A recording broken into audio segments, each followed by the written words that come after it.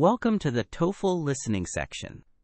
In this part, you will hear one or more conversations in an academic or campus context, such as a discussion between a student and a professor, or between two students.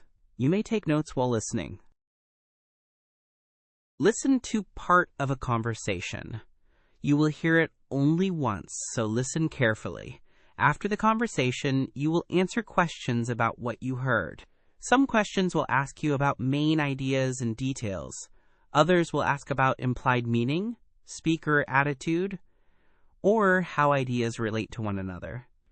Use both what is stated and what is implied to answer. Good afternoon, Professor Carter. Thanks for meeting with me during office hours. Hi, Daniel. Nice to see you. You mentioned you wanted to talk about your literature review on neuroplasticity in adult brains. Yes, I am a bit overwhelmed. Some papers say adult brains are highly plastic, and others argue plasticity is limited after a certain age. I am not sure how to synthesize that. That is a common confusion. Adult neuroplasticity does persist, but it differs from developmental plasticity. The adult brain uses mechanisms such as synaptogenesis, dendritic remodeling, axonal sprouting, and changes in synaptic strength like long-term potentiation. So synaptogenesis and LTP still occur in adults? I thought those were mostly during childhood. They do occur, but the balance and readiness of these mechanisms change with age. For example, adult neurogenesis is limited to regions like the hippocampus, whereas synaptic plasticity through LTP can be induced in cortical circuits with appropriate stimulation and experience. Can you give concrete examples where adult brains reorganize after injury? Certainly. One well-documented example is stroke rehabilitation. After a focal stroke affecting motor cortex, undamaged neighboring cortex or contralateral hemisphere can reorganize. Techniques like constraint-induced movement therapy force use of the affected limb and drive cortical map changes. Combining behavioral training with non-invasive brain stimulation often enhances recovery. I remember a case study you mentioned in class about a patient who regained hand function months after a severe stroke. Was that through constraint-induced therapy? Yes, that was a good example. The patient had intensive constraint-induced therapy for several weeks and later received repetitive transcranial magnetic stimulation to the paralesional cortex. Over months, we saw axonal sprouting and expansion of motor representations corresponding to the affected hand. Interesting. Does the timing of interventions matter in adults? Timing does matter, but adult brains are not closed systems. There is a window of heightened plasticity after injury, a sort of reactive period, but targeted interventions can reopen plasticity to some degree even later. For example, pharmacological manipulations that reduce inhibitory extracellular matrix components can extend windows of plasticity. That sounds technical. Could you explain the inhibitory matrix idea in simpler terms?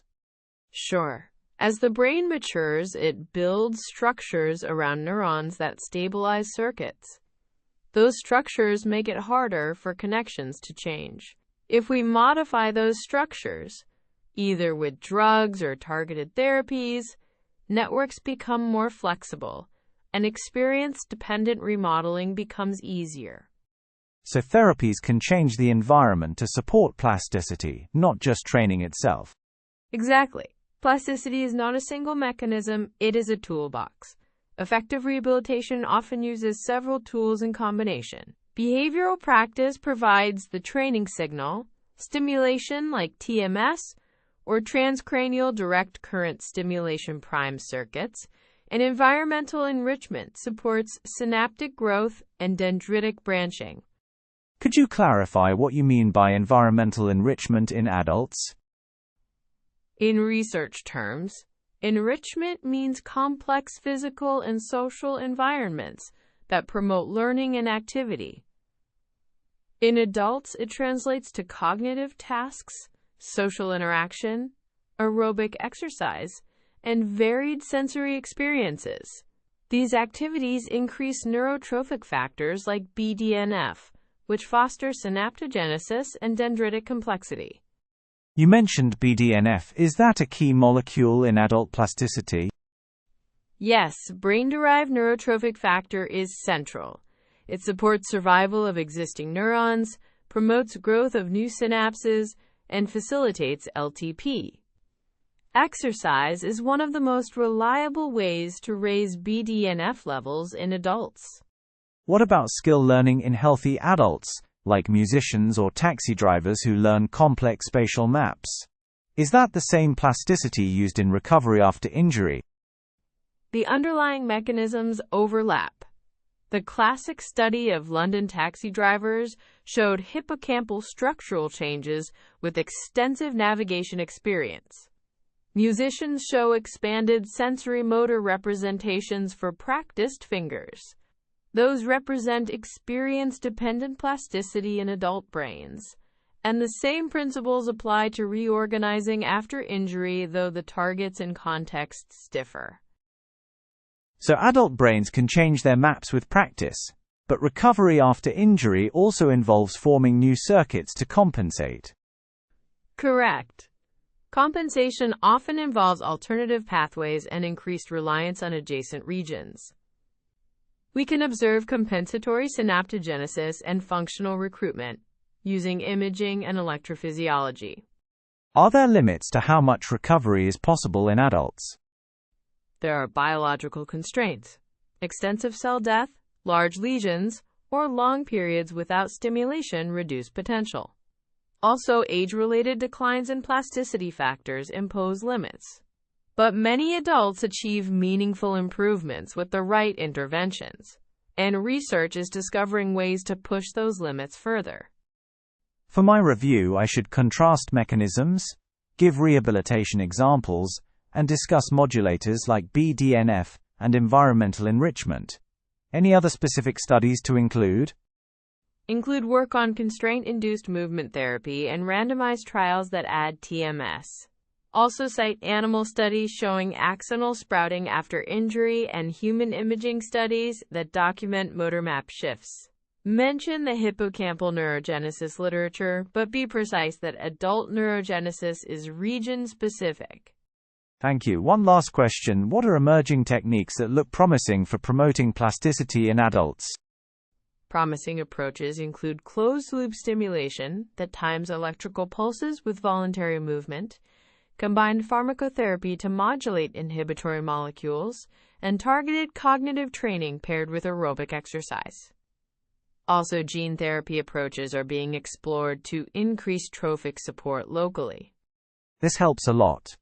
I will structure the review around mechanisms, clinical examples, modulators, and emerging therapies. That sounds like a solid plan. If you want, I can recommend a few key papers and a recent review to anchor your introduction. Yes, please. I will email you my draft next week. Thanks again for the guidance on neuroplasticity in adult brains. You are welcome. I look forward to reading it.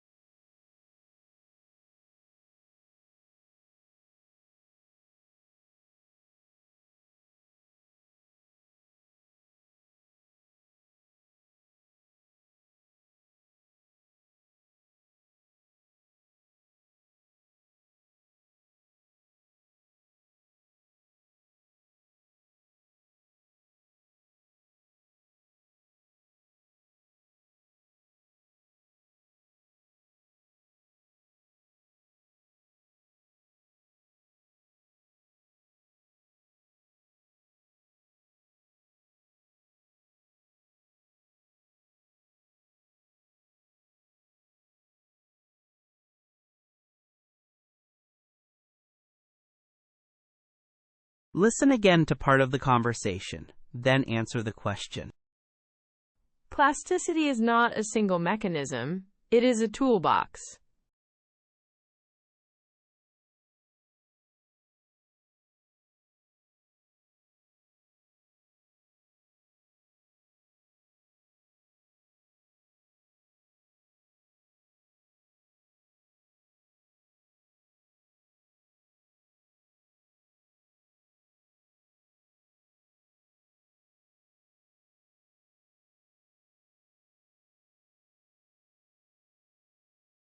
This concludes the conversation portion.